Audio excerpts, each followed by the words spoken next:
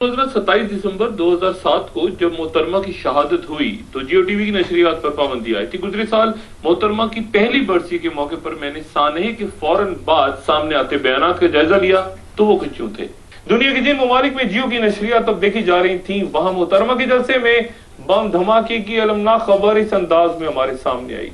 5:13 पर news break हुई, फिर वकुए की तस्वीर आना शुरू हुई और 5:35 पर मोहतरमा को जब रावलपिंडी जनरल अस्पताल के शोबा हादसात में ले जाया जा चुका था, तकरीबन उसी वक्त जैसा कि घड़ी बयान कर रही है, हमने पीपल्स पार्टी के पहले अहम रहनुमा से हालात की खबर ली। रहमान मलिक इस वक्त हमारे साथ टेलीफोन लाइन पर मौजूद हैं। रहमान साहब, आप हमें क्या बता सकते हैं इस धमाके के बारे में? जलसा खत्म करने के बाद मोहतरमा बेनजीर भुट्टो साहब अपनी पिछली गाड़ी में थी, मैं और बाबरवान साहब और जनरल सफीर जिया हम अगली गाड़ी में थे और अचानक धमाका हुआ और अभी हमें मालूम हुआ है कि पहले उस पर मोहतरमा पे फायरिंग की गई। जब मोहतरमा फायरिंग हुई तो नीचे चली गई उसमें डाउन व्हीकल और उसके बाद फिर धमाका हुआ। ये हम नहीं कह सकते कि वो धमाका इम्प्रोवाइज था या सुसाइडल था जब तक कि पूरी खबर अभी ना मिले, लेकिन ये मैं कहता हूँ अल्हम्दुलिल्लाह मोहतरमा खैरियत से हैं और अंत वालों को जानसारों को पता होना चाहिए नबी ने उनको दूसरी जिंदगी दी है। धमाका ये बहुत पावरफुल था, अभी तक मेरे कान जो है वो मतलब दर्द कर रहे हैं बहुत ज्यादा, और क्योंकि मेरी गाड़ी भी जो बुलेट प्रूफ थी, मोहतरमा भी गाड़ी बुलेट प्रूफ थी जिसमें हम बैठे हुए थे, तो अल्लाह ने बचत कर दी। मेरी थोड़ी देर पहले SSP यासीन से बात हुई है पिंडी में, उसके मुताबिक अभी तक वो 15 लाशें उठा चुके हैं, बाकी का भी साथ जो क्योंकि मैं तो अंदर था गाड़ी के, जो मुझे आई विटनेसेस बता रहे हैं अभी वो ये कह रहे हैं कि बंदे ने पहले उठ के फायरिंग की है और उसके बाद फिर जब उसने देखा है कि मोहतरमा नीचे गिर कर बम धमाका किया। मोहतरमा और बाजी नहीद और मीर फहीम साहब वो दूसरी गाड़ी में थे, तो अभी तक जो हमें इतला यही है कि वो बिल्कुल महफूज है क्योंकि वो वहां से निकल पड़ी थी और पुलिस की इतला के मुताबिक ठीक है, हमारी इतला के मुताबिक वो बिल्कुल ठीक ठाक है। रहमान मलिक साहब ने 3 अहम बातें यहाँ बताई, यानी ये कि मोहतरमा खैरियत से हैं, दूसरी ये कि बम धमाके से रहमान मलिक साहब के कान तकलीफ कर रहे हैं, और तीसरी ये कि आई विटनेसेस के मुताबिक वहां फायरिंग भी हुई, और चौथी ये कि उन्होंने फोन पे SSP यासीन से पुलिस ऑफिसर से तफसील मालूम की। कुछ देर के बाद मलिक साहब ने मजीद तफसील बताई। मैं भी ये बात ही कर रहा था और बम फटा, और उसके बाद मैं वहां उनके सिर्फ 4 फुट के फासले पर था। मैंने जब नजर पीछे करके देखा तो मोहतरमा की गाड़ी रेंगने की कोशिश कर रही थी, और उसके बाद वो गाड़ी चली, उस गाड़ी को लीड करते हम आगे गए और हॉस्पिटल गए, और हॉस्पिटल में मैं प्रेजेंट था। और जब हमें ऑपरेशन थिएटर से बताया गया कि मोहतरमा खत्म हो गई हैं, शहीद हो गई हैं, फिर मजीद तफसील मलिक साहब यूं बयान करते हैं। मैंने इमीडिएटली फोन किया, पीछे मेरा भाई आ रहा था खालिद मलिक सफेद लैंड क्रूजर पे, उसके साथ हमारे दूसरे कुछ लीडर बैठे हुए थे।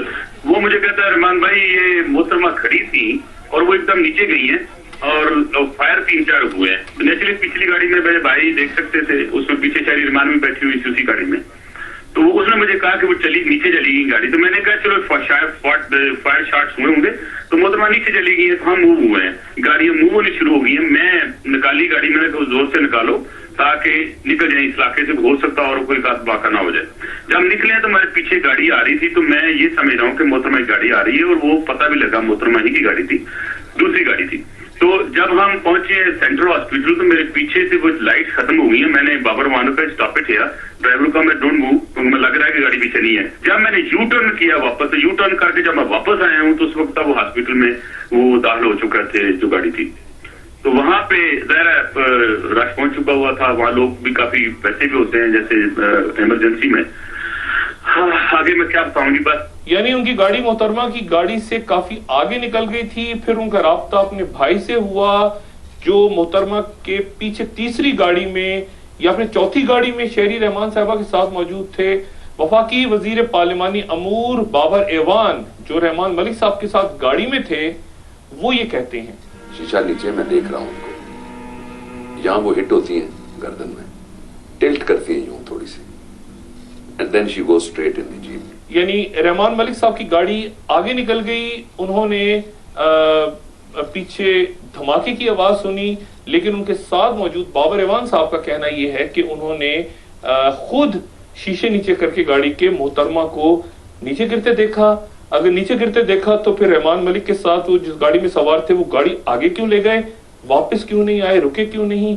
فائرنگ اور دھماکوں کے بعد ناہید خان صاحبہ فرماتی ہیں کہ آگے پیچھے کوئی گاڑی ہی نہیں تھی کہ محترمہ کو ہسپتال تک لے جایا جا سکتا. ڈرائیور نے گاڑی چلانی جیسی شروع کی، اس نے کہا کہ گاڑی کے ٹائر پھٹ گئے. بہرحال بدقسمتی سے وہاں نہ کوئی پولیس کی گاڑی تھی. ہمارے ساتھ جو گاڑیاں چلتی ہیں ان کا کوئی پتہ نہیں تھا وہ گاڑیاں کدھر ہیں. کانوائے جو بھی تھا یقیناً ہوں گی گاڑیاں، لیکن وہ کس وقت وہاں سے نکلی ہیں، ہماری گاڑی کیوں اکیلی ہوئی، اس کا جواب یہ دھماکہ ہوا ہے تو اس کے بعد ہمارے آگے کوئی گاڑی مجھے نظر نہیں آئی، اور اس کے بعد صرف پولیس کی ایک وہیکل آگے ضرور چل رہی تھی، جو کہ وہ جو روٹ کلیئرنگ وہیکل ہوتی ہے ان کی، وہ ضرور مجھے نظر آ رہی تھی، لیکن اس کے علاوہ ہمارے پاس کوئی گاڑی مجھے نظر نہیں. تو کیا محترمہ بے نظیر بھٹو اس گاڑی میں بم دھماکے کے بعد ان کے جو رفقا ساتھ موجود تھے ان کے ساتھ تنہا روڈ پہ پڑی تھیں، اور باقی لوگ جن کی ذمہ داری تھی کہ وہ وہاں رکتے، وہ لوگ جو آج بڑے بڑے عہدوں پہ وزارتوں میں فائز ہیں، وہ سب محترمہ بے نظیر بھٹو کو دم توڑتا اس گاڑی میں چھوڑ کے چلے گئے؟ اس وقت پیپلز پارٹی کے جو بھی وہاں پر لوگ موجود تھے ان سے بات کی، مینلی امین فہیم صاحب سے، تو انہوں نے ہمیں یہ میسج ملا کہ جی وہ کہہ رہے ہیں کہ جناب زرداری صاحب جب آئیں گے تو وہ فیصلہ کریں گے. جب انہوں نے لا انفورسنگ ایجنسیز نے زرداری صاحب سے ریکویسٹ کی تو انہوں نے کہا کہ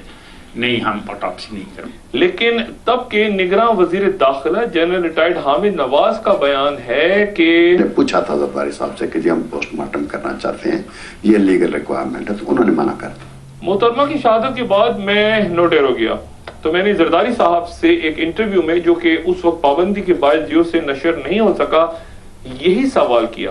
پوسٹ مارٹم کے اوپر ایک بحث جو ہے وہ ختم نہیں ہونے میں آتی. وہ کہتے ہیں جی تحقیقات اگر ہوں گی تو وہ پوسٹ مارٹم رپورٹ کے بغیر اور ایویڈنس، اور پوسٹ مارٹم کیا کہے گا کہ entry wound and exit wound نا، وہ آپ کے پاس فوٹیج اس کی موجود ہے. جس طرح ڈائریکٹ بلٹ لگتی ہے اس کی آپ کے پاس فوٹیج موجود ہے، تو انٹری اور ایگزٹ وونڈ کی بات نہیں ہے. وہ اگر کہتے ہیں کہ پوسٹ مارٹم، اب گورنر پنجاب کہہ رہے ہیں کہ جی میں اس بات پہ پہنچوں گا اور اس پہ ڈسیشن کرے گی پارٹی جب یہ وقت آئے گا. لیکن یہ معمہ حل نہیں ہو سکا کہ جب محترمہ کی جان بچانے کے لیے ڈاکٹروں کی ٹیم آخری حد تک گئی، جیسا کہ ڈاکٹر مصدق یہ کہہ رہے ہیں. ہم نے ان کا سینہ کھول کے اور ان کے دل کو ہاتھ سے دبا کے ریسسیٹیشن شروع کی، لیکن اس کے باوجود ہمارے ایفرٹس کامیاب نہیں ہوئے. تو پھر جبکہ کوئی جلدی بھی نہ تھی کہ میت کئی گھنٹے تک ہسپتال میں رہی. بے یارو مددگار تھے وہاں پہ. وہ جو کافن لے کے آئے وہ پہلے اتنا چھوٹا لے کے، اور میرا خیال ہے آدھے پونے گھنٹے میں لائے تھے. وہ اس کافن میں ڈالنے کی کوشش کر رہے تھے تو چھوٹا تھا ان کے سائز سے. ہم نے ان کو کہا کہ آپ کس طرح اس میں ڈال سکتے ہیں، اتنا چھوٹا ہی آپ اس کے. کافی ہم نے ادھر شور مچایا. اس کے بعد انہوں نے اس کو واپس کیا باکس کو، اور پھر کوئی تقریباً 45 منٹس کے بعد نیا باکس لے کے آئے. تو پھر پوسٹ مارٹم کیوں نہیں ہوا؟ کچھ عرصے بعد یہ سوال میں نے ایک بار پھر آصف علی زرداری صاحب سے کیا.